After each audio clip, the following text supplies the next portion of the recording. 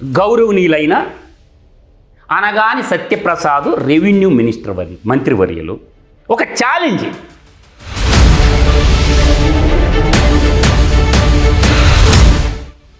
ఇంత కాడికి పీకి కట్టలు కట్టే పని ఏముంటుంది రెవెన్యూ మంత్రికి నాకు చెప్పండి.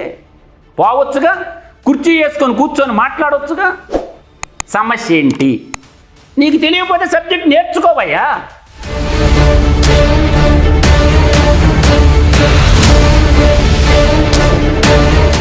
ఇప్పుడున్న కూటమి గవర్నమెంట్లో ఎనీ కైండ్ ఆఫ్ మినిస్టర్ రావచ్చు. డబుల్ పిహెచ్డి కదా రామానాయుడు, రమ్మంటుండే. చాయిస్ నీదే, నిమ్మల రామానాయుడికి. నీ ఇష్టం వచ్చిన నియోజకవర్గం సెలెక్ట్ చేసుకో.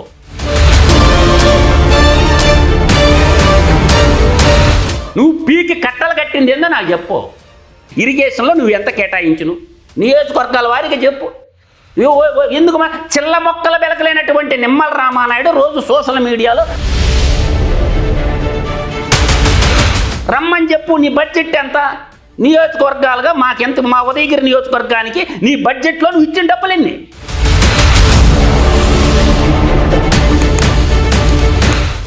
కులాన్ని, మతాన్ని, ప్రాంతాన్ని అన్నింటినీ పక్కన పెట్టేసి ఒక నాగరిక సమాజం ఎటువంటి నిర్ణయం తీసుకుంటుందో అటువంటి ఒక ప్రజా చారిత్రాత్మక తీర్పు ఇచ్చారు జగన్మోహన్ రెడ్డి. వాళ్ళకి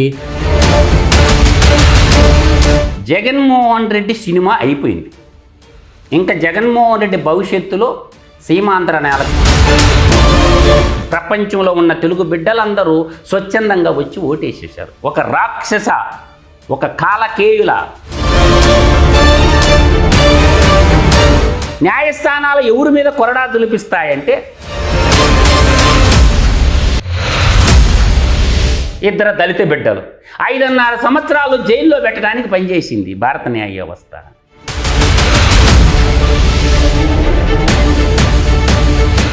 నమో భారత్లో సాక్షాత్తు కోర్టు కూడా ఇప్పుడు నరేంద్ర మోడీ గారు ఏదైతే ఉన్నారో అది దాని కథ వేరుంటుంది.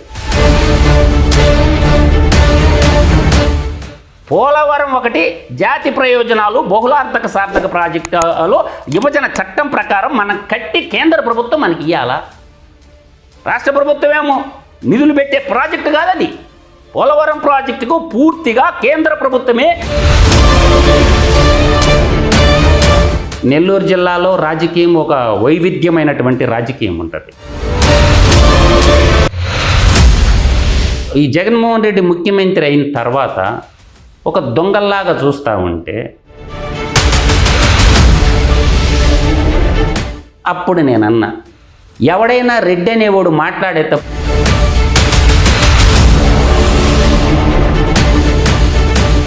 జగన్మోహన్ రెడ్డి చేసిన దోపిడీకి వాళ్ళకి ఏమన్నా సంబంధం ఉందా? వాళ్ళ బతుకులంతా ఏంటంటే. Welcome to whistle.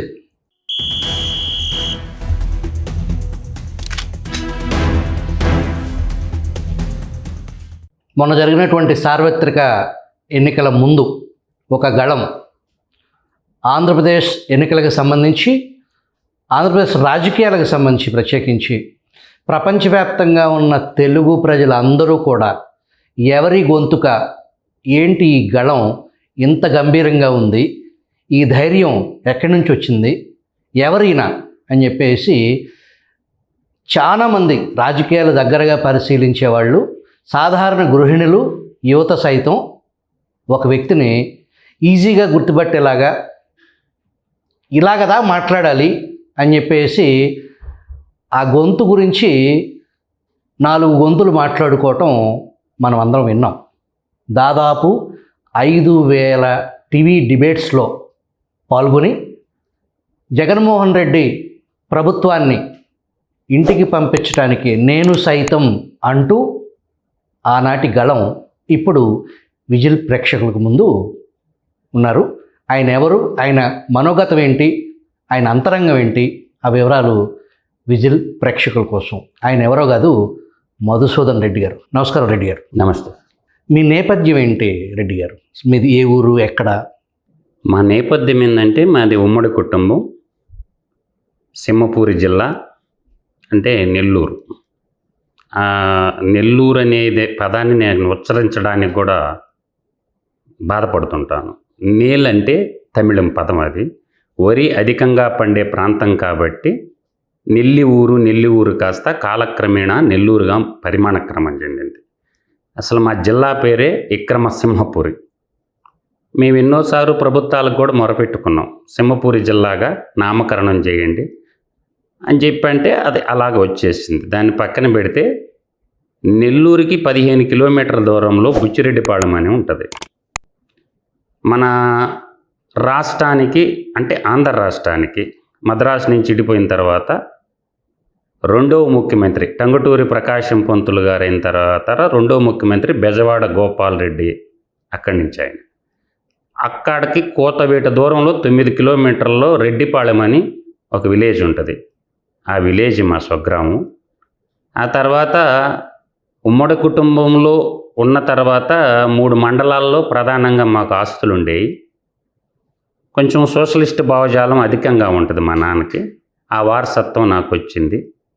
పేదల ఆకలితో ఉంటే చూడలేము అన్న భావజాలంతో, సోషలిస్ట్ భావజాలంతో ఉన్నటువంటి ఆ తర్వాత మేము కలిగిరి మండలం, ఇప్పుడు ప్రజెంట్ ఉదయగిరి కాన్స్టిట్యున్సీలో కలిగిరి మండలంలో పొగాకు బేర్నీళ్ళు 2 మాకు ఉమ్మడి కుటుంబం ఆస్తుంటే అక్కడికి రావడం జరిగింది.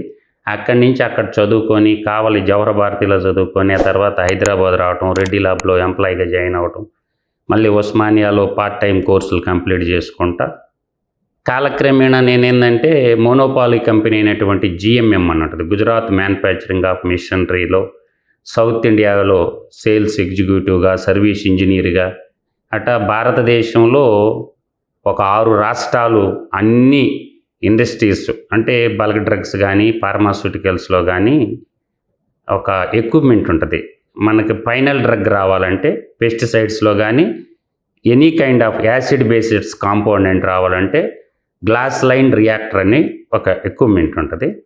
ఆ ఎక్విప్మెంట్ సర్వీస్ చేయాలంటే ఆషామాషి వ్యవహారం కాదు, అది ఎక్స్పర్ట్స్కి మాత్రమే ఇస్తారు. ఇప్పుడు ఆల్ ఓవర్ ఇండియాలో కూడా గ్లాస్ లైన్ రియాక్టర్ తెలియనటువంటి వ్యక్తులు 2 రెడ్డి ల్యాబ్ పోయినా, అరబిందో పోయినా, మీకు any kind of Divi's laboratories తీసుకోండి, వీటన్నిటిలో ఆల్మోస్ట్ సౌత్ ఇండియాలో సిఫ్లా కానీ, ర్యాన్బ్యాక్సీ కానీ, గ్లెన్మార్క్ కానీ ఈ చేయబడిన రియాక్టరే లేదు. మీరు సర్వీస్ చేసేవాడిని, అందరికీ తెలుసు. మధు అంటే తెలియని వ్యక్తి అంటూ ఎవడూ లేడు. కాకపోతే అసలు ఈ రాజకీయం అనేది నాకు తెలియదు, చదువుకోవడం తెలుసు, ఏదో నా పని నేను చేసుకుంటుంటే మొట్టమొదటిసారి 2008లో హైదరాబాదులో ఒక 5 రూపాయల ఛాయ్ కోకటపల్లి 117 డివిజన్లో అప్పుడు అక్కడ జయప్రకాష్ నారాయణ గారు ఎమ్మెల్యేగా ఉన్నారు. 2009 ఎలక్షన్కి వచ్చిన తర్వాత సరేలా ఆయన చెప్పిన మాటలు విని అక్కడ కోకటపల్లిలో జయప్రకాష్ నారాయణ ఎమ్మెల్యేగా గెలవడం జరిగింది. లోక్సత్తా ఆ లోక్సత్తా తర్వాత పట్టా లేకుండా పోయిందనుకో, కష్టపడి పనిచేసినటువంటి వాళ్ళని గుర్తింపు చేయకుండా ఆ తర్వాత ఆయన పత్తా లేకుండా పోయింది. ఆయన సరే ఉన్నత ఆశయాలతోటి వచ్చాడు, విఘ్నులతో నడవాలని చూసినప్పుడు అది అయిపోయింది. దాని తర్వాత అక్కడ నేను 2012లో 117 డివిజన్లో నేను కార్పొరేటర్గా కంటెస్ట్ చేసే అప్పుడు. ఎప్పుడంటే దండమూరి శోభనాద్రి గారు ఇప్పుడు కార్పొరేటర్గా ఉండేవాడు, వివేకానంద కాలనీలో ఉంటా 117 డివిజన్లో. ఆయన షిరిడీకి పోయి వస్తా హార్ట్ అటాక్తో BHL దగ్గర చనిపోయాడు. చనిపోయిన తర్వాత అప్పుడు కోడెల శివప్రసాద్ గారు కూడా వచ్చారు, నాకు బాగా గుర్తు. కోడెల శివప్రసాద్ గారు వసంత నగర్లో ఆ చెట్టు కింద కూర్చున్న మాట ముచ్చట ఉన్నది. అట్లా ఒక రాజకీయాల పట్ల అవగాహన కలుగుతున్న తరుణంలో సరే నామినేషన్ వేద్దాము అంటే ఫస్ట్ టైం నేను మనకి జనతా పార్టీ సుబ్రహ్మణ్యం గారిని కాంటాక్ట్ చేశాను. నాగలు గుర్తుండేది, బాబు నా పార్టీ నేను బీజేపీలోకి విలీనం చేస్తున్నాను, నువ్వు ఇంకో పార్టీ ఏదన్నా చూడు అని అన్నారు. అన్నప్పుడు మా మిత్రుడు అనిల్ అనే ఒక అబ్బాయి ఉంటే అనంతపురం జిల్లా, మధు మేము చదువుకునేటప్పుడు బోసు గారు పార్టీ పెట్టారు, ఆ పార్టీ మంచిది, నువ్వు దాంట్లో జాయిన్ అవ్వు, నీ మైండ్కి దగ్గరగా ఉంటుందంటే Netaji Subhash all India forward block ఈ ఫార్వర్డ్ బ్లాక్ తరపున నేను అప్పుడు నామినేషన్ వేయటం జరిగింది అక్కడ. అందువల్ల ఆ తర్వాత అలా ఆ వస్తున్న తరుణంలో ఈ ఫార్వర్డ్ బ్లాక్లో ఒక మెంబర్గా నామినేషన్ వేయటం జరిగింది. దాని తర్వాత తెలంగాణ ఉద్యమంలో కూడా బాగా ఉవ్వెత్తున పాల్గొన్నాను నేను. ఈ మధ్య ఢిల్లీ వెళ్ళింది మీరు ఈ మీటింగ్కి వెళ్ళాను. అంటే మా వాళ్ళందరూ ఆల్ ఓవర్ ఇండియాలో 14 దేశాల్లో బోస్ గారు అనుచరులు ఉన్నారు. అందువల్ల నాకు బోస్ అంటే ప్రాణం. నాకు ఈ బోస్ గారంటే చిన్నప్పటి నుంచి కూడా కాలేజీలో చదివే రోజుల నుంచి కూడా సుభాష్ చంద్రబోస్ గారంటే నాకు ప్రాణం. అందువల్ల ఆయన యొక్క ఆశయాలతో ఆయన యొక్క సిద్ధాంతాలతో ఉన్నటువంటి నేను ఉదయగిరి మీద బై ఎలక్షన్ జరిగింది. అంటే మన వైసీపీ పార్టీకి రిజైన్ చేస్తే మేఘపాటి వాళ్ళు ఆడ పోటీ చేస్తే సరే ఎలా ఉంటుందని నామినేషన్ వేసి అక్కడ కూడా నేను బై ఎలక్షన్లో. ఆ తర్వాత 14 జనరల్ ఎలక్షన్లో కూడా నామినేషన్ వేసాను నేను ఉదయగిరి మీదని. కాకపోతే ఏంటంటే నాకు ఓటు వేయమని నేను ఎవరిని అడిగేవాళ్ళు కాదు, విధానాలు మాత్రమే చెప్పేవాడిని. మీ ఇష్టం వచ్చిన వాళ్ళకి ఓటు వేసుకోండి అని. ప్రజలు మంచినీళ్ళు కూడా పోస్తా ఉంటే అంటే స్టడీ అంటే ఇండియన్ పాలిటిక్స్ స్టడీ కేసు ఉదయగిరిని తీసుకున్న బ్యాక్వర్డ్ ప్రాంతం ఉదయగిరి, బాగా వెనకబడిన ప్రాంతం, బాగా వెనకబడిన ప్రాంతం కన్నా కూడా వెనక్కి నెట్టివేయబడ్డ ప్రాంతం అని చెప్పగలను. మా ఉదయగిరికి ఉన్న దౌర్భాగ్యం ఏంటంటే సార్, దేశానికి ఉపరాష్ట్రపతి వెంకయ్యనాయుడిని అందించినాం కానీ తాగటానికి తాగునీరు లేదు, చేసుకోవటానికి వ్యవసాయానికి సాగునీరు లేదు. సోమశల డ్యామ్ పక్కన మా గ్రామాలు ఉంటాయి, డ్యాములో నీళ్లు మా పొలాలకు రావు. ఇటువంటి భయంకరమైనటువంటి సిచ్యువేషన్, వలసలు అధికంగా ఉండేది. ఆ ప్రాంతంలో ఉన్నటువంటి రైతాంగం 20 ఎకరాలు 30 ఎకరాలు 50 ఎకరాలు 100 ఎకరాలు ఉన్న రైతు కూడా అటు బెంగళూరుకో హైదరాబాదుకో బొంబాయికో వలసపోయి బతకాల్సిన బతుకులు. అటువంటి బంగారంటి భూములు ఇవాళ నెల్లూరు జిల్లాలో, అదే సింహపూరి జిల్లాలో మొత్తం మీరు సాయిల్ టెస్ట్ చేస్తే అత్యంత సారవంతమైన నేలలు ఉన్నటువంటి నేల ఉదయగిరి నేల.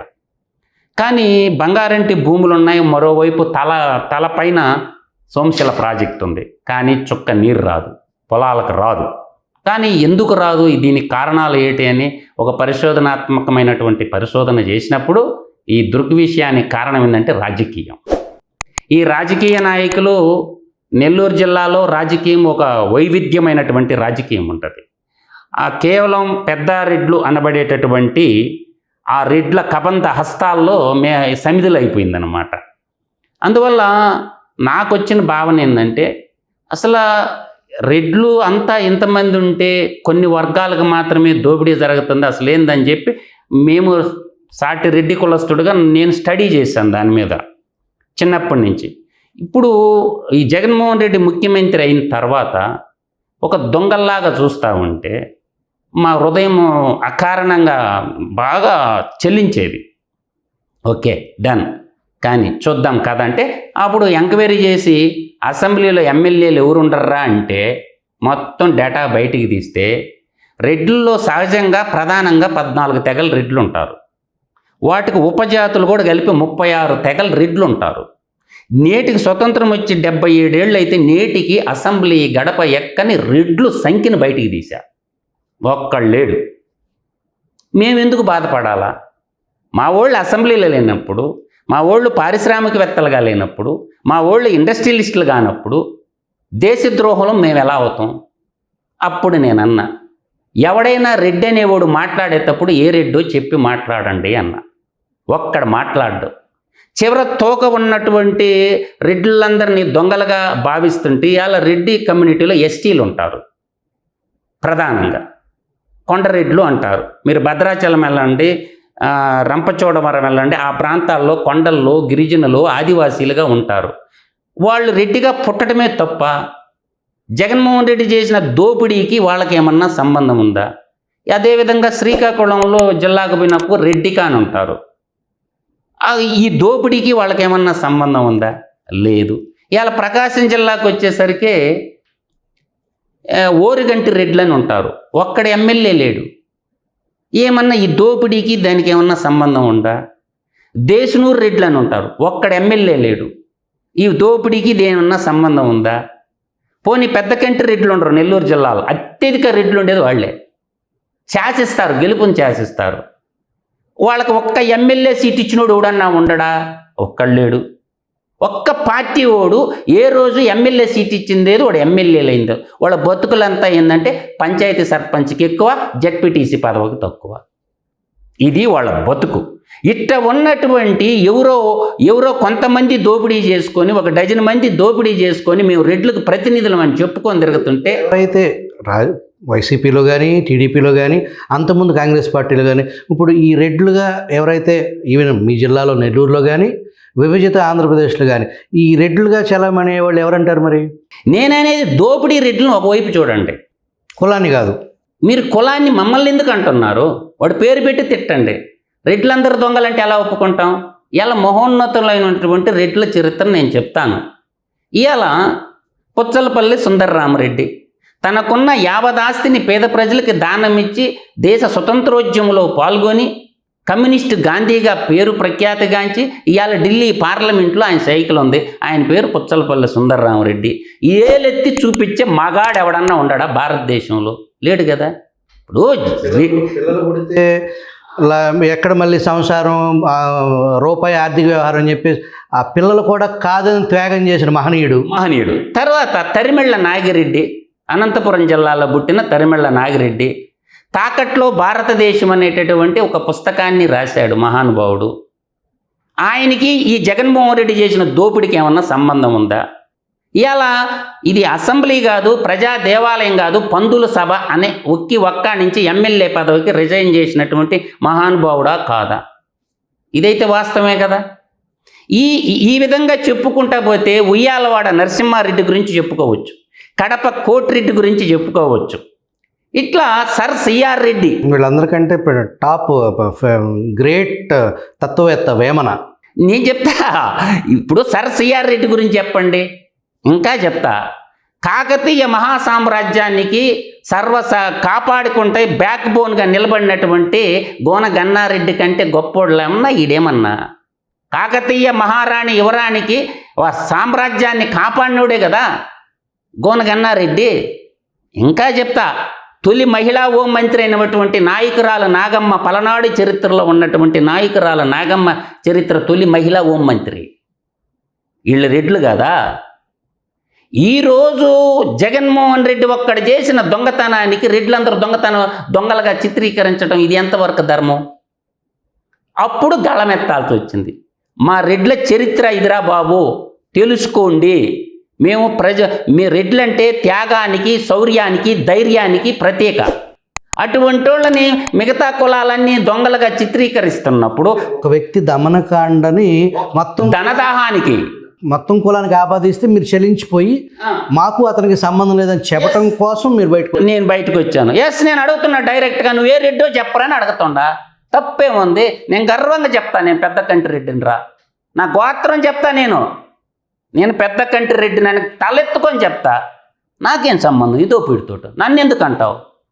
చెప్పు తెగ్గు దేవుడికైనా సరే తల తీస్తా, నా కొడక మా జోలికి కానిస్తా అంట, ఎవరినైనా అంటా నేను. మాకేం సంబంధం? నువ్వు తిడదలుచుకుంటూ ఉన్నాను తిట్టు, మమ్మల్ని ఎందుకు తిడతావు నువ్వు? రెడ్లందరూ దొంగలంటే ఊరుకుంటామా ఏంది? తలకాయలు తీసుకొని పోతాం. మేము జాతికి ఎంతో త్యాగం చేసినటువంటి వాళ్ళం, మమ్మల్ని ఎందుకు అంటున్నారు?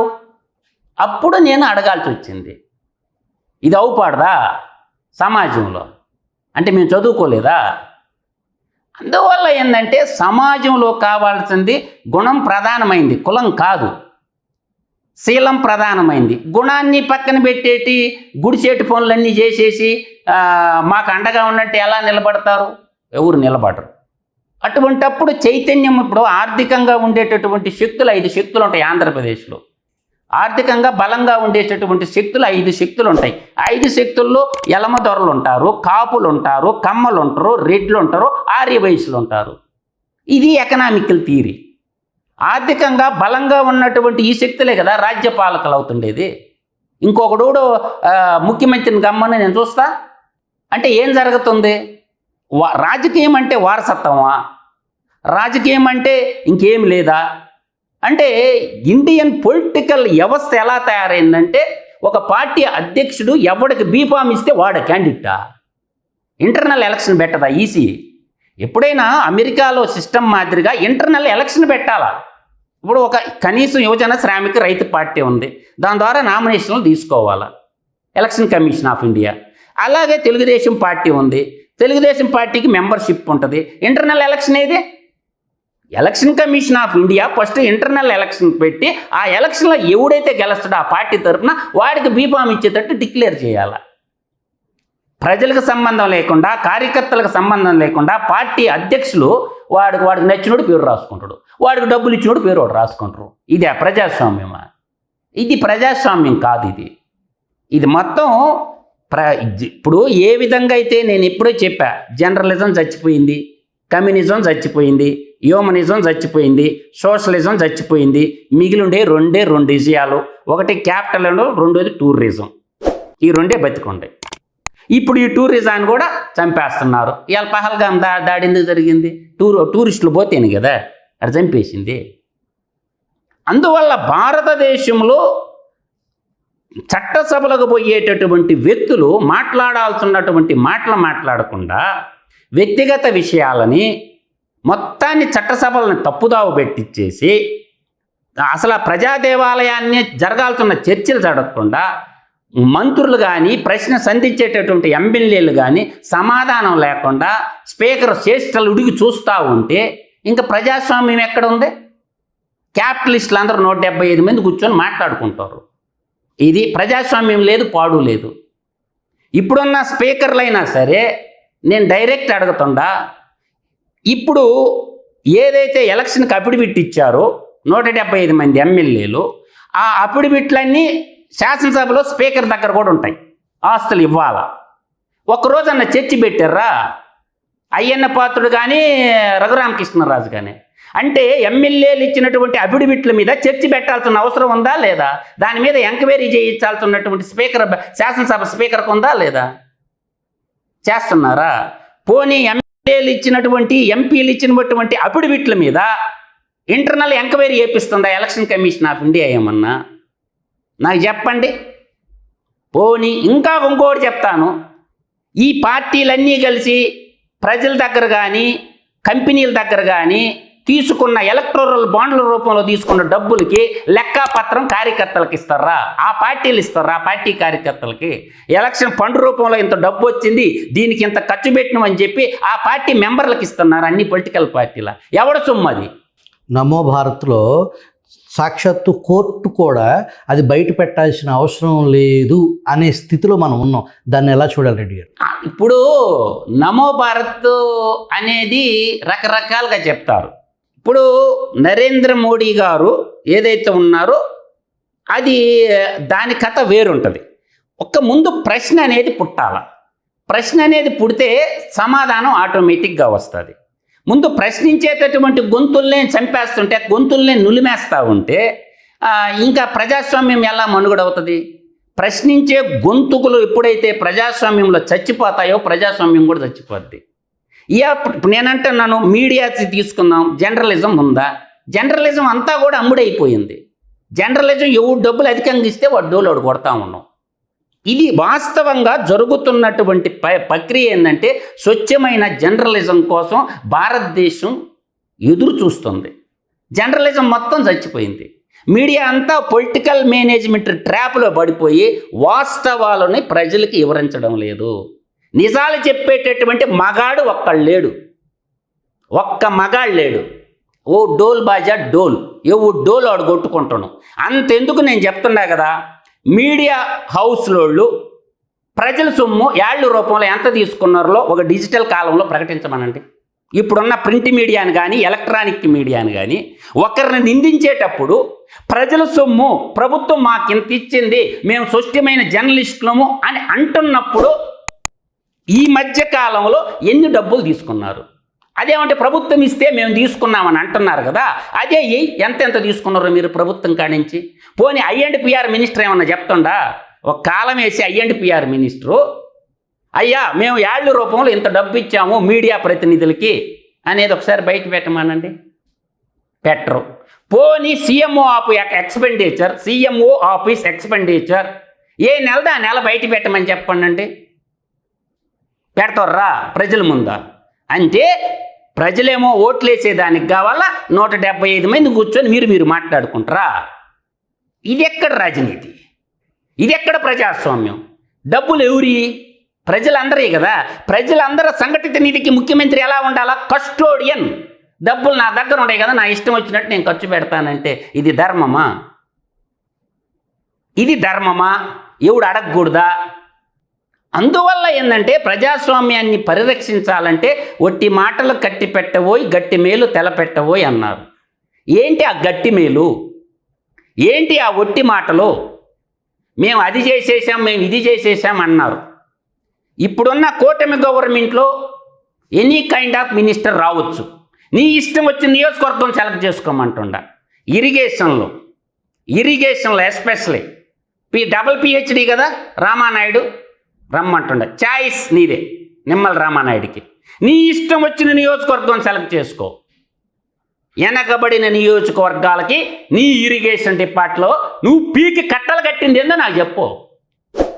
ఇలా వెనకబడిన ప్రాంతమైనటువంటి ఉదయగిరి నియోజకవర్గానికి ఇరిగేషన్లో నువ్వు ఎంత కేటాయించును? నియోజకవర్గాల వారికి చెప్పు. కందుకూరు నియోజకవర్గానికి ఎంత కేటాయించును? కనిగిరి నియోజకవర్గానికి ఎంత కేటాయించును? గిద్దలూరు నియోజకవర్గానికి ఎంత కేటాయించును? మార్కాపురం నియోజకవర్గానికి ఎంత కేటాయించును?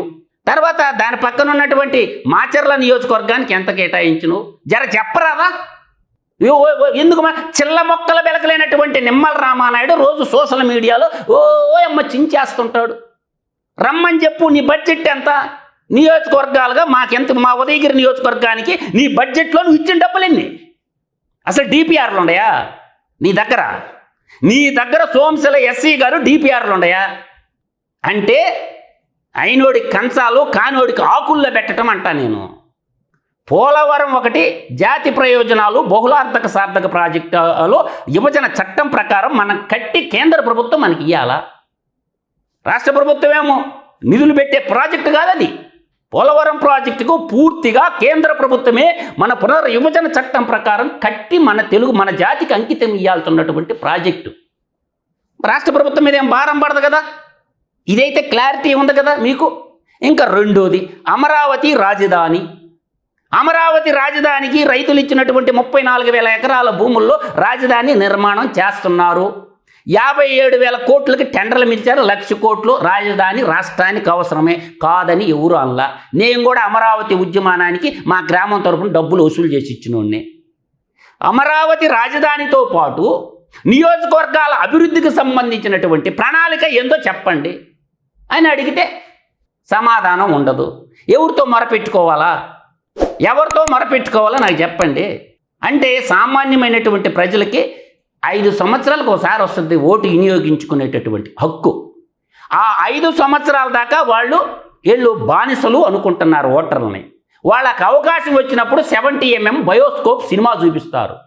జగన్మోహన్ రెడ్డికి ఎలా చూపించారు? 151 స్థానాల నుంచి 11 స్థానాలకి మిగిల్చి 11 రెడ్డిగా పెట్టారు. బంగాళాఖాతంలో పండబెట్టారు. రేపు ఆ పరిస్థితి మీకు రాదని నమ్మకం ఏంటి? ఇది ప్రజాస్వామ్యం కదా. అల్టిమేట్గా ఓటు అనే ఆయుధం ప్రజాస్వామ్యంలో AK 47 లాంటిది, సైనికుడి చేతిలో ఉన్నటువంటి గన్ను లాంటిది. మీకు అధికారం ఉంది కదా, మీ ఇష్టం వచ్చినట్టు మీరు చేస్తూ ఉంటే వాళ్ళకి అధికారం ఉంది కదా, వాళ్ళకి ఇష్టం వచ్చినట్టు వాళ్ళు చేసుకొని ఏం చేయాలనుకుంటారు భారతదేశాన్ని? ఎవడ చేసిన అప్పులండి నేను ఎందుకు కట్టాల ప్రజలు? మీ పాలకవర్గం దోపిడీకి ఇవాళ 11,22,000 కోట్ల అప్పు ప్రజలు ఎందుకు కట్టాలా? ఆ డబ్బు తెచ్చి ఎక్కడ పెట్టారో చెప్పమంటే చెప్పటంలా. వాడి మీద నిందలు ఈడి మీద నిందలు వాడు వేసుకుంటాడు. 11,22,000 కోట్ల రూపాయల డబ్బు ఏం చేశారు? ఎవడికిచ్చారు? ఎవడు దోపిడీదారులు? ఎవరు? పాలక వర్గమా పారిశ్రామికవేత్తల? ఎందుకు కట్టాల సామాన్యుడి డబ్బు? కడుతున్నారుగా ప్రజలు. ఆర్టీసీ బస్ ఛార్జీల రూపంలో కడుతున్నారు. కరెంటు బిల్లు ఛార్జీలో సామాన్యులు కడుతున్నారు. 36,000 కోట్ల రూపాయలు పాలక వర్గము సామాన్య ప్రజల మీద కరెంటు బిల్లుల రూపంలో బాధ్యతే కట్టారా లేదా? ఎవడు చేసినప్పుడు ఎన్ని? మీ దోపిడీ కోసము ప్రజల్ని హింసించాల్సినటువంటి అవసరం మీకేమొచ్చింది? ఇలాంటి సమస్యలు అనేకం ఉన్నప్పుడు కూటమి ప్రభుత్వం అధికారంలోకి వస్తే కనీసం పోలవరం రాజధాని అన్న ఏర్పడద్దని ప్రజలందరూ నమ్మకంతో ఓటేసినారు. ఓకే, నేను ఇప్పుడు డైరెక్ట్ అడుగుతుండా, సీఎం ఆఫీసులో ఒక అప్లికేషన్ ఎలా ఇవ్వాలో చెప్పండి. సీఎం ఆఫీసులోకి ఎంట్రీ ఉందా? ఏదన్నా ఒక సామాన్యుడు సెక్రటరీకి పోయి ఒక ఫైల్ ఇచ్చేటటువంటి అవకాశం ఉందా? కనీసం సెక్రటరీ ముందు సామాన్యుడికి మంచినీళ్ళు ఇచ్చేటటువంటి అవకాశం ఉందా? సెక్రటరీలోకి పానిస్తున్నారా? సెక్రటరీ ప్రజలందరిదా? 175 మంది ఎమ్మెల్యేలు మంత్రులదేనా? ముఖ్యమైన ఐఏఎస్ ఆఫీసర్లు ప్రజలది కాదు అది. కనీసం ఎర్రాటెంట్లో తాగడానికి మంచినీళ్ళు ఉండవు సెక్రటరీ దగ్గర. 3 గంటలకే కుక్కలను కానీ వదిలినట్టు వదలుతారు. ఏం అవసరం వచ్చింది మీకు? డైరెక్ట్గా పబ్లిక్ని పోనీయండి, బయట కూర్చుంటారు కదా. క్యాబినెట్లో మంత్రులు కలవాలన్నా, సీఎం ఆఫీస్లో ఫైల్ ఇవ్వాలన్నా ఇచ్చే మగాడు తీసుకునేవాడు కూడా చెప్పనండి. సీఎం ఆఫీస్లో ఫైలు ఆడికి పోతే సెక్యూరిటీ కూడా ఆపుతాడు. లోపల ఎవడికి తెలుసు సీఎం ఆఫీసులో ఎవడు ఉండడని? ఒక 2-3 ఆఫీసర్లను పెట్టి సామాన్యులు ఫైల్ తీసుకోవచ్చుగా. అన్నిటికీ ఎమ్మెల్యేకి రాసిచ్చారా ఏంది? ఏమన్నా నియోజకవర్గమా? ప్రతిదానికి ఎమ్మెల్యేకి రాసిచ్చారా? గ్రామ సర్పంచ్ ఇస్తే ఫైల్ తీసుకోరా? మండలాధ్యక్షుడు ఇస్తే ఫైల్ తీసుకోరా? ఎంపీటీసీ సభ్యులు ప్రజాప్రతినిధులు కాదా? నీటి సంఘం అధ్యక్షులు ప్రజాప్రతినిధులు కాదా? వార్డు నెంబర్ ప్రజాప్రతినిధులుగా ఈడేమన్నా ఓడబడిచి పుట్టిండే ఏంది? ఏమన్నా బొడ్డు కోసేమన్నా? అసలు ప్రజాప్రతినిధులు అంటే ఎవడో? ఇది ఎమ్మెల్యేలు చెప్తేనా? ప్రతిదానికి ఎమ్మెల్యేనా? ఇది ఎక్కడ రాజనీతి అంతా? ప్రతిదానికి ఎమ్మెల్యే లెటర్ దేనికని నేనంట. ఏమో గ్రామ సర్పంచ్ లెటర్ ఇస్తే సరిపోదా? ఒక ప్రజలు ఒక వార్డు నెంబర్ లెటర్ ఇస్తే సరిపోదా? ఒక నీటి సంఘం అధ్యక్షుడు లెటర్ ఇస్తే సరిపోదా?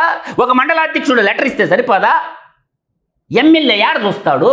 300 నుంచి 324 బూతుల్లో అన్ని విషయాలు ఆయనకు తెలుసు ఎమ్మెల్యేకా. అంటే ప్రజాస్వామ్య వ్యవస్థని ఊరక ఒట్టి మాటలు చెప్పటం కాదు, చేసి చూపించాల, గట్స్తో చేసి చూపించాల. ఇది ప్రజా దర్బార్ అని ఊరక సోపుటప్పుల కోసం డోలు కొట్టుకోవటం కాదు ప్రజాస్వామ్యం అంటే. నెలవారీ బిల్లులు చెప్పండి భయ, అంతెందుకు బిల్లులు చెప్పండి. ఎవరికి ఎంత ఇచ్చారో డబ్బులు లిస్టు ప్రకటించండి ఆన్లైన్లో. నువ్వు ఇచ్చే పేమెంట్లో ఎవరికి ఎంత ఇస్తున్నావో. ఇప్పుడు March 31 వస్తే ఇదిగో జీతాలకి ఇంత, ఇదిగో దీని సంక్షేమానికి ఇంత లిస్టు ప్రకటించండి. ఏం నొప్పిరా మీకు? ఇవ్వరా అకౌంట్సా? ఆన్లైన్లో పెట్టండి. ఇదిగో ఈ పలానా వ్యక్తికి ఇంత డబ్బులు ఇచ్చాము అని చెప్పండి. తేలిపోద్ది కదా అంతాను. ఎందుకు బయట పెట్టడం లేదు? తేడా ఏంటి? పోయిన గవర్నమెంట్కి ఈ గవర్నమెంట్కి తేడా ఏందో నాకు చెప్పండి. చెప్పరు. ఎందుకు? మనం ఇచ్చేవన్నీ సీక్రెట్గా ఉండాలి డబ్బులు. అందువల్ల ఏంటంటే ఇది రాజకీయం అంటే బురదగుంట అని అందరు అనుకుంటాడు. ఆ బురద కానీ క్లీన్ చేయకపోతే నీ దాకా వస్తుంది. ఇప్పుడు ఎవడికి వాడు వ్యక్తిగతం అయిపోయింది. వ్యక్తిగతం అయిపోయినప్పుడు రాజకీయం వ్యాపారాత్మకం అయిపోయింది. రాజకీయం బిగ్గెస్ట్ బిజినెస్ ఇన్ ఇండియా. రాజకీయంలో పెట్టుబడి పెడితే ఒకసారి కాకపోయినా ఒకసారి గెలిచిన లైఫ్ సెటిల్మెంట్, ఒక 1000 కోట్లు దోసుకొని పక్కకి వెళ్ళిపోవచ్చు. ఇది కదా రాజకీయం అంటే. ప్రజాసేవ అన్న ఎవడన్నా అనుకుంటే పొరపాటు. నేను ఒక్కటే చెప్తున్నా, రాజకీయం అంటే ప్రజాసేవ కాదు, ప్రజాధనాన్ని దోపిడీ చేసుకోవడమే రాజకీయం నా దృష్టిలో. మధుసూదన్ రెడ్డి గారు, కోటి ఆకాంక్షలతో కులాన్ని, మతాన్ని, ప్రాంతాన్ని అన్నిటినీ పక్కన పెట్టేసి ఒక నాగరిక సమాజం ఎటువంటి నిర్ణయం తీసుకుంటుందో అటువంటి ఒక ప్రజా చారిత్రాత్మక తీర్పు ఇచ్చారు. జగన్మోహన్ రెడ్డి ఇవాళకి నేను ఎందుకు ఓడిపోయాను, నేను ఇంత పంచాను అంత పంచాను అని అనుకుంటున్నాడే తప్ప, ప్రజలు తప్పు చేశారు అనుకుంటున్నారే తప్ప ఆయన తప్పు చేశాడనే భావన ఆ పార్టీ అధినేతకి ఇప్పటికీ లేనట్టుంది. ఈ అఖండ మెజారిటీ దేనికోసం గెలిపించారో ఆ ప్రజల ఆకాంక్షలు కూటమి పాలనలో ప్రజల ఆకాంక్షలు నెరవేరట్లేదని మీరు చెప్పదలుచుకున్నారా? నేననే వ్యాలిడ్ పాయింట్ ఏంటంటే జగన్మోహన్ రెడ్డి సినిమా అయిపోయింది. ఇంకా జగన్మోహన్ రెడ్డి భవిష్యత్తులో సీమాంధ్ర నేలకు ముఖ్యమంత్రి అయితే కాడు. ఇదైతే ఫిక్స్, రాసి పెట్టుకోండి. సో నెవర్ అగైన్ అనేది క్లియరా? అది క్లియర్. జగన్మోహన్ రెడ్డికి సినిమా అయిపోయింది. ఆ సినిమా ఇంకా ఆడదు. అది ఇంకా జగన్మోహన్ రెడ్డి అనే వ్యక్తి భవిష్యత్తులో సీమాంధ్ర నేలకు ముఖ్యమంత్రి కాడు. కాకపోతే ఇక్కడ ఏంటంటే బలమైన ఆర్థిక వనరులు ఉన్నటువంటి వర్గపోరు. ఈ వర్గపోరులు ఎప్పుడైతే చలిచీమల చేత చిక్కి బలమైన సర్పము చావదే సుమతి అని సుమతి శతకలో పద్యం చెప్తాడు. ఒక బలమైనటువంటి సర్పాన్ని కుట్టి కుట్టి చంపిని బహుజనులు అందరూ, ప్రపంచంలో ఉన్న తెలుగు బిడ్డలందరూ స్వచ్ఛందంగా వచ్చి ఓటేసేశారు. ఒక రాక్షస, ఒక కాలకేయుల గవర్నమెంట్ని దింపేశారు ప్రజాస్వామ్యం. ఓటుకున్న పవర్ అది. ఇప్పుడున్నటువంటి కూటమిలో ఉన్నటువంటి నాయకులు మనం ఏ దిశగా మనం ముందుకెళ్తున్నాం, ఎలా పారదర్శకత ఉందా లేదా, ఇది మనం ఆలోచించాల్సిన పాయింట్. మన పరిపాలనలో పారదర్శక ఉందా లేదా? ఈ పారదర్శక సంబంధించినటువంటి లో మనకి 5 చెప్తాను ప్రణాళిక. విద్య ఈ విద్య అనేది మనకి ఒక గొప్ప వరం ప్రపంచంలో. భక్త మహర్షి గారు మనకి విద్యా పద్ధతిలో ఒక శ్లోకం చెప్తాడు. విద్యానామనరస్య రూపమధికం ప్రచ్ఛన్న గుప్తధనం విద్య యశస్సుకరీ భోగకరీ విద్య గురుణాం గురురహ విద్యా బుద్ధజనో విదేశగమనే పరదేవత రాజ్యసాను పూజ్యతే నహిం ధనం విద్యాహీన పశువహ అన్నారు. ఇదైతే కరెక్టే కదా. ఈ చదువుకున్న ఉచితంగా చదువు చెప్పాల్సినటువంటి విద్యని వ్యాపారాత్మకం చేసింది ఎవరు? ఇది పాయింట్. సో పుట్టిన ప్రతి బిడ్డకి ఉచితంగా చదువు చెప్పించాల్సినటువంటి ప్రభుత్వం వ్యాపారాత్మకం చేసి లక్షల లక్షల ఫీజులు వసూలు చేస్తుంటే గవర్నమెంట్ ఏం చేస్తుంది? విద్యా హక్కు చట్టం ఆంధ్రప్రదేశ్లో కానీ మిగతా అన్ని రాష్ట్రాల్లో ఇంప్లిమెంటేషన్ అవుతుందా? రాజకీయం ఒక్కటే వ్యాపారాత్మకం అయిపోయింది అనుకుంటే విద్యని మనం వ్యాపారాత్మకం చేసి పెడతాం. దానికి ఒక కలరింగ్, ఫీజు రింబార్స్మెంట్, అది ప్రజల డబ్బే ఎక్కడికి చేరుతుంది?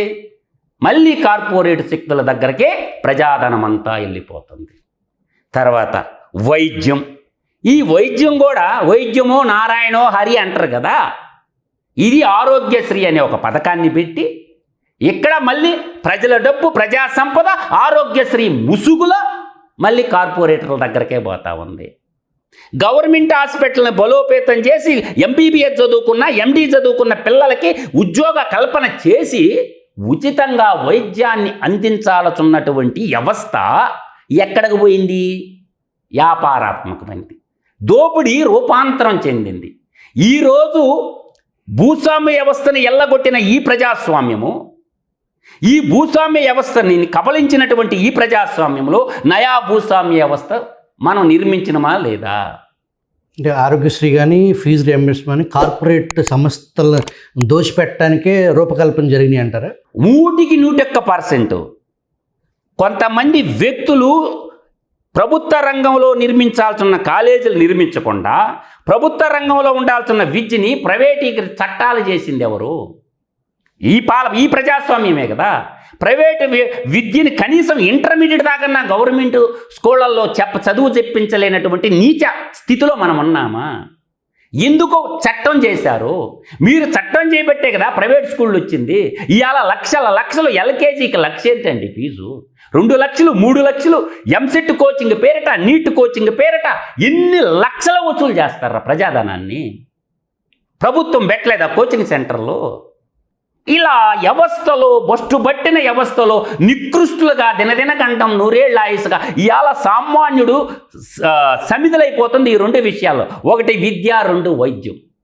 ఈ విద్య ప్రతి బిడ్డ రిక్షా కార్మికుడు కాడి నుంచి ఒక విధంగా చెప్పాలంటే సిపాయి, సఫాయి, సలామోయి అంటారు. ఇవాళ సఫాయి కార్మికుడికి, సిపాయికి ఎంత శాలరీ ఉండాలి అంత శాలరీ ఉండాలి.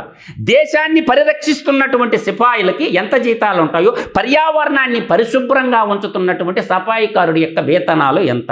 వాడు ఎక్కడ చదివించుకోవాలో నాకు చెప్పండి. సఫాయి కార్మికుడు ఎక్కడ చదివించాలా? అంటే విద్యని వ్యాపారాత్మకం చేసి విద్యను కూడా ఓట్లు కొనుగోలు పథకంగా తయారు చేసి, ఓట్లు కొనుగోలు పథకంగా తయారు చేశారు అమ్మఒడి అనే పథకాన్ని. ఇవాళ 9,000 కోట్ల రూపాయల అమ్మఒడి పథకం కింద పెడితే ఇంటిగ్రేటెడ్ స్కూల్ ఎన్ని కట్టొచ్చో నాకు చెప్పండి. వాడెవడో ఇచ్చాడు, వాడెవడో తుగ్లక్ పాలన చేశాడని చెప్పి మీరెందుకు ఆ ట్రాప్లో పడుతున్నారు?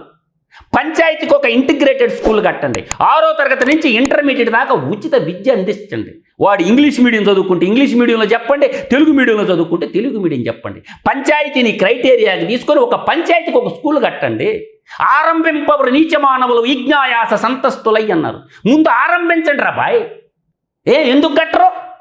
6వ తరగతుల పిల్లోని తీసుకోండి. నవోదయ విశ్వవిద్యాలయాలుగా గ్రామాల్లో ఒక 25 ఎకరాలు తీసుకోండి.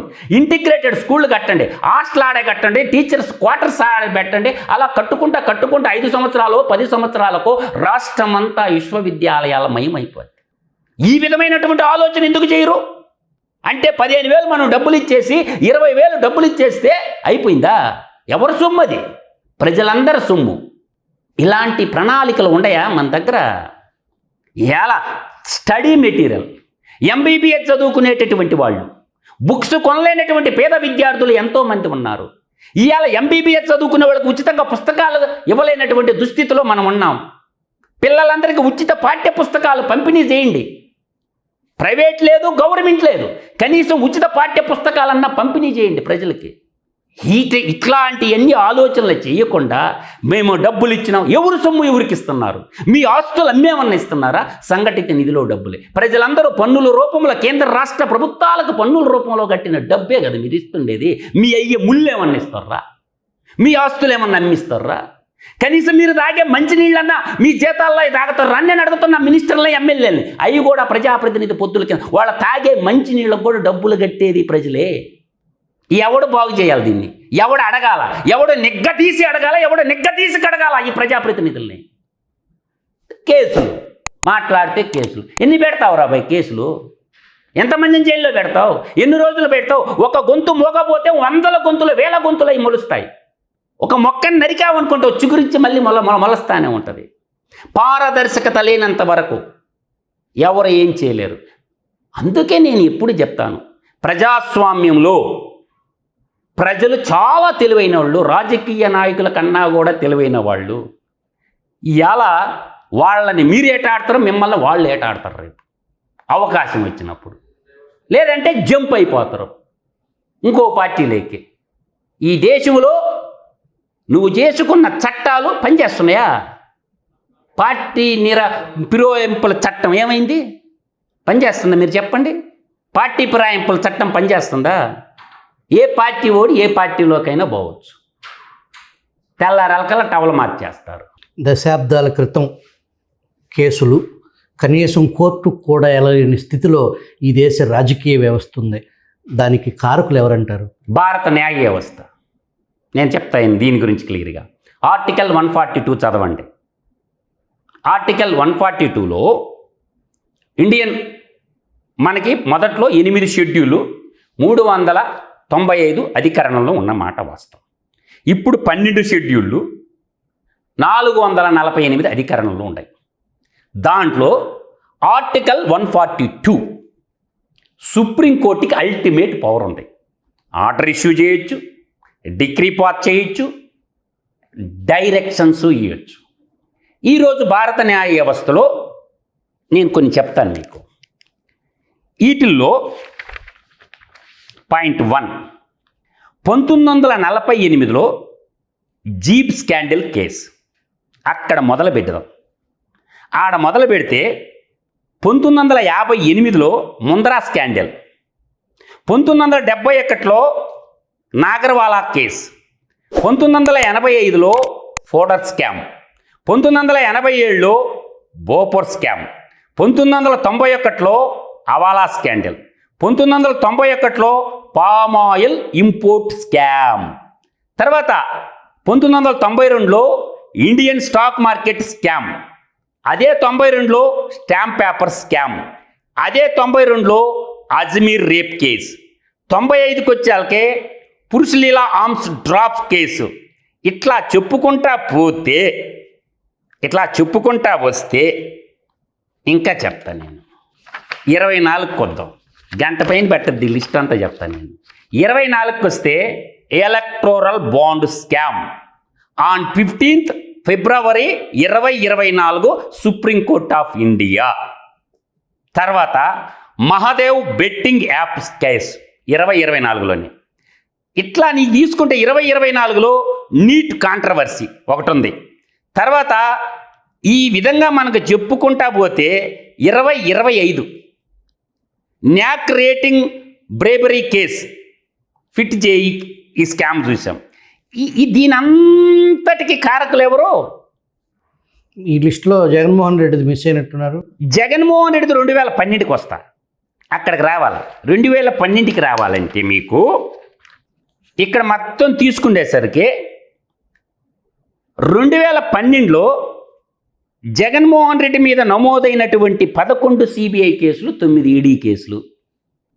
ఎందుకు జడ్జిమెంట్ రాలా? దేనికి రాలా? ఎవరిది ఫెయిల్యూర్? భారత న్యాయ వ్యవస్థే కదా. Chief justice of NV Ramana గారు ఎక్కారు, మన తెలుగు ఆయన. ఓ చించేస్తాడు అన్నారు. ఏమైంది? అయిందా? అందువల్ల నేనంటుండేది ఏంటంటే, జగన్మోహన్ రెడ్డికి సంబంధించినటువంటి మన జేడి లక్ష్మీనారాయణ గారు 43,500 కోట్ల రూపాయలు తండ్రి అధికారాన్ని అడ్డం పెట్టుకొని దోపిడీ చేశారని ఛార్జ్ షీట్లు వేశారు. వాళ్ళు డిశ్చార్జ్ షీట్లు వేసుకుంటూ కూర్చున్నారు.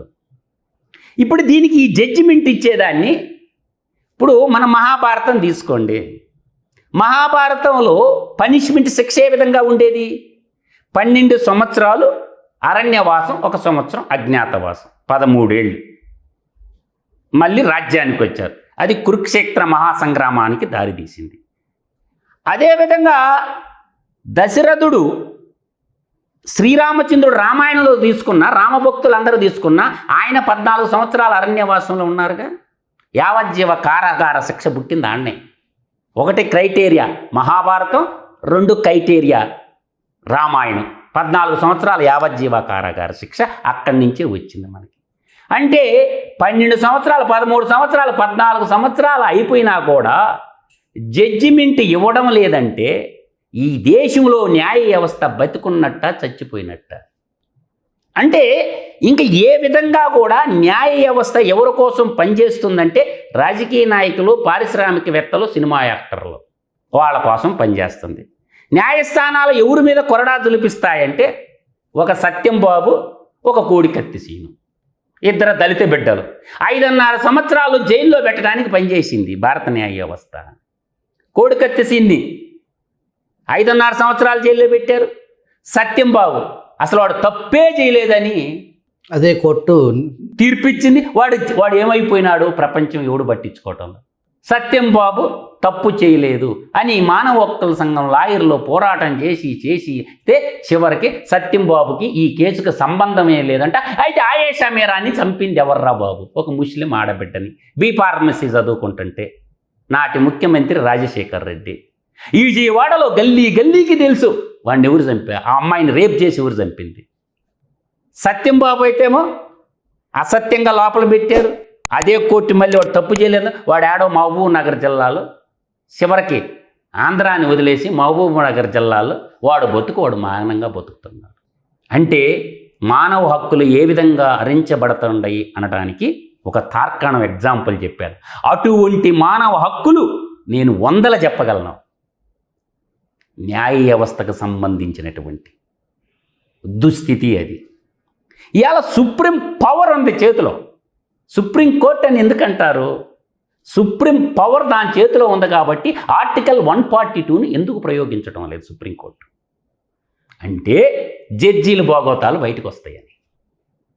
ఇవాళ కనీసం జడ్జీల ఆస్తులు, రిటైర్డ్ అయిన జడ్జీల ఆస్తులు, ప్రజెంట్ ఉన్న జడ్జీల ఆస్తుల మీద ఎంక్వైరీ చేయమనండి సుప్రీంకోర్టుని. బ్లాస్ట్ అవద్ది. ఇప్పుడు ప్రజెంట్ వర్కింగ్ ఉన్నటువంటి అన్ని రాష్ట్రాల్లో ఉన్న జడ్జీలు, అన్ని రాష్ట్రాలకి గవర్నర్లుగా పనిచేసినటువంటి వాళ్ళ ఆస్తుల మీద ఎంక్వైరీ ఏంటి? తప్పే ఉంది. ఇన్కమ్ ట్యాక్స్ డిపార్ట్మెంట్ పోయి రైడ్ చేయమనండి. భార్య భర్త 2 పిల్లలు అంటారు కదా, రైడ్ చేయమనండి. ఎన్ని వేల కోట్లు బయటపడతాయో తెలుస్తుంది. మీకు తెలిసి కానీ మీకు తెలియక కానీ ఎక్కడన్నా జరిగిందా రైడా? ఒక ఎగ్జాంపుల్ చెప్తాను నేను. రేపు మే 6వ తేదీ ఒక జడ్జిమెంట్ రాబోతుంది. గాలి జనార్దన్ రెడ్డిది, సిబిఐ కోర్టు నాంపల్లి. ఆయన లంచం తీసుకుంటే జేడి లక్ష్మీనారాయణ అరెస్ట్ చేస్తే ఆత్మహత్య చేసుకొని చచ్చిండు. బయటపడింది అదొకటే, బయటపడని ఎన్నో.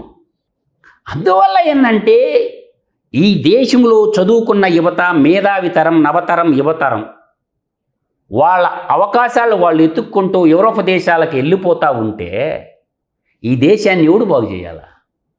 ఈ దేశాన్ని ఎవడు రక్షించాలా? ఇవాళ కాశ్మీర్ కొండల్లో యుద్ధం జరుగుతుంది.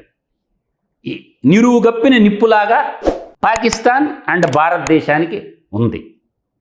అక్కడ సమిధులయ్యే బిడ్డలు ఎవరు? రాజకీయ నాయకులకు సంబంధించిన ఎంపీ కొడుకులు కానీ మనవాళ్ళు కానీ ఎవడన్నా ఉండడా మిలిటరీలో? ఎమ్మెల్యేలకు సంబంధించినటువంటి ఎమ్మెల్యేలు కొడుకులు వాళ్ళ అల్లుళ్ళు ఎవడన్నా ఉండడా? ముఖ్యమంత్రుల కొడుకులు ఎవడన్నా ఉండడా? ప్రజాప్రతినిధులకు సంబంధించినటువంటి వాళ్ళు త్రివిధ దళాలలో ఎంతమంది పనిచేస్తున్నారు? ఆడ దేశాన్ని రక్షిస్తున్నది కూడా బడుగు బలహీన వర్గాల బిడ్డలే. దేశద్రోహులు, ఆర్థిక ఉగ్రవాదులు దేశాన్ని పరిపాలిస్తూ ఉంటే దేశాన్ని కాపలాగాసేది ఎవరు? అతి సామాన్యుల బిడ్డలు పొట్టకూటి కోసం పోయి 140 కోట్ల మందిని కంటికి రెప్పలాగా బోర్డర్లో కాపలా కాస్తున్నారు. ఎందుకు చెప్తున్నానంటే కార్గిల్ యుద్ధం నా తమ్ముడు చేశాడు. కార్గిల్ యుద్ధం చేసి వచ్చినటువంటి నా తమ్ముడు, దేశానికి విజయం సంపాదించినటువంటి నా తమ్ముడిని ఆర్థిక ఉగ్రవాదులు మొట్టుపెట్టారు. ఇప్పటి వరకు జడ్జిమెంట్ లేదు. ఒకవైపు సీమాంతర ఉగ్రవాదాన్ని, టెర్రరిస్టుల గురించి మనం మాట్లాడుకుంటున్నాం. కానీ ఒక బిఎస్ఎఫ్ జవాన్గా పనిచేసి దేశాన్ని రక్షించినటువంటి కార్గిల్ జవాన్ని పొట్టన పెట్టుకున్నది ఈ రాజకీయ ఆర్థిక ఉగ్రవాదం.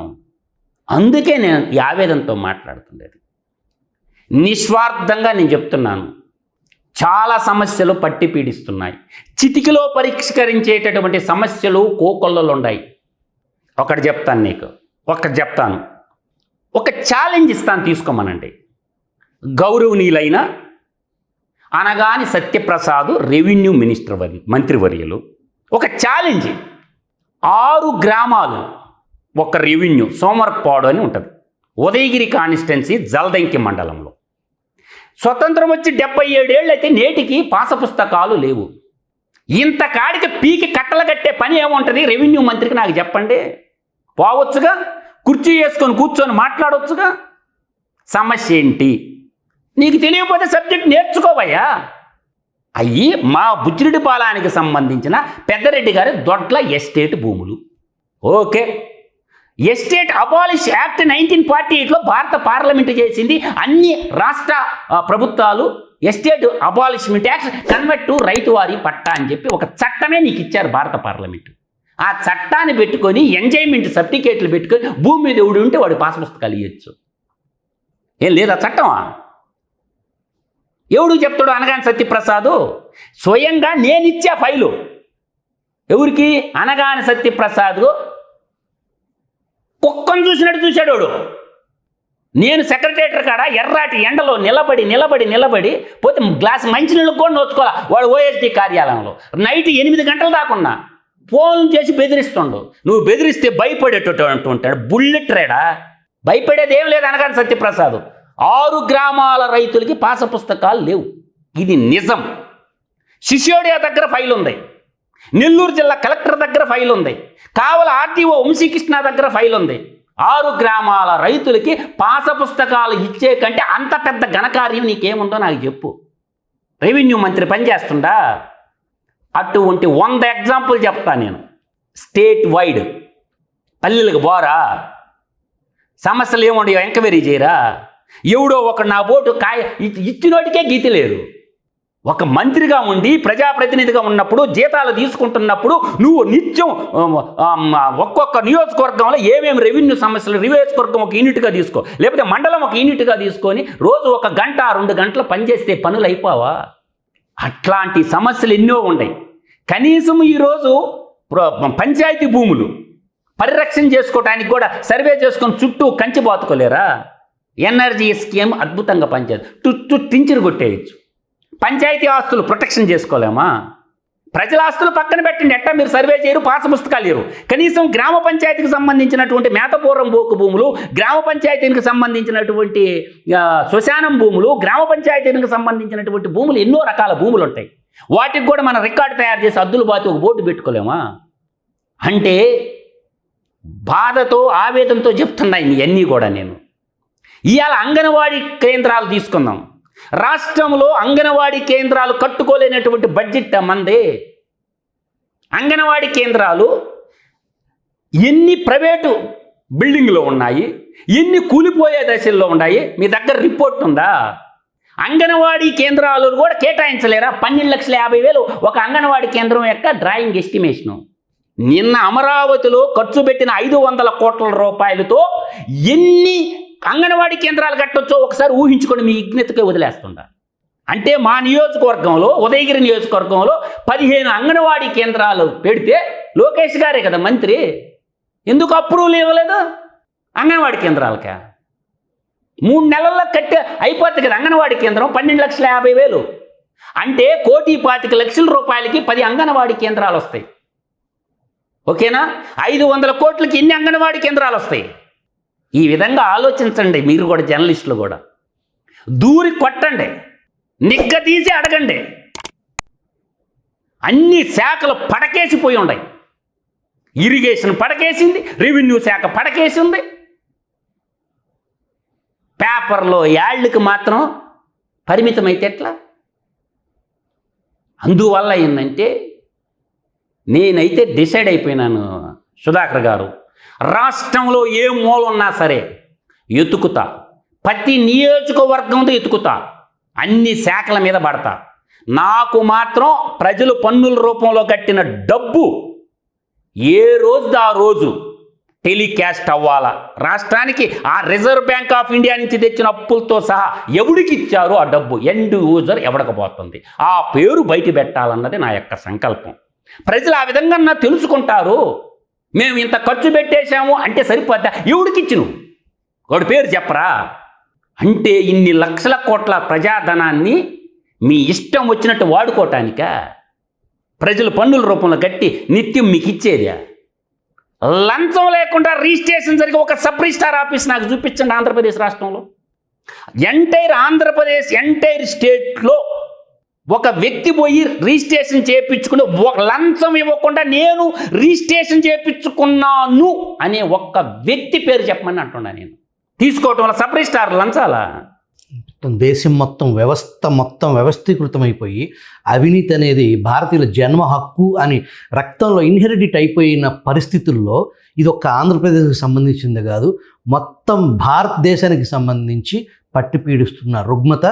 దీనికి సంబంధించి సమూలమైన మార్పులు మీరు ఏదైతే న్యాయ వ్యవస్థ దగ్గర నుంచి, శాసన వ్యవస్థ దగ్గర నుంచి ప్రజలు అఖండ మెజారిటీతో కూటమి ప్రభుత్వాన్ని పాలించండి అని చెప్పేసి ఏకమయ్యి ఏకతాటి మీదకి వచ్చి ఆనాటి పాలకులు చేసిన విభజన, రాజధాని అమరావతిని 3 ముక్కలు చేయతేనేమి, ప్రాంతాల మధ్య విభేదాలు సృష్టించమైతేనేమి, కులాల మధ్య వైషమ్యాలు సృష్టించమైతేనేమి, ఏం చేసినప్పటికీ కూడా మేమంతా ఒకటే అని సమాజం మొత్తం చాలా ఇందాక అన్నట్టు నాగరికమైన తీర్పే ఇచ్చింది. అయితే మీ వేదనని విజిల్ ద్వారా ప్రభుత్వ పెద్దలు పాజిటివ్గా స్పందించి తప్పులు ఎక్కడ జరుగుతున్నాయి అనే దానికి ఒక మెకానిజాన్ని ఏర్పాటు చేసి జగన్మోహన్ రెడ్డి దాష్టికం 5 సంవత్సరాల జగన్మోహన్ రెడ్డి పాలనను వద్దు అనుకుని కూటమి ప్రభుత్వాన్ని అధికారంలోకి తీసుకురావటానికి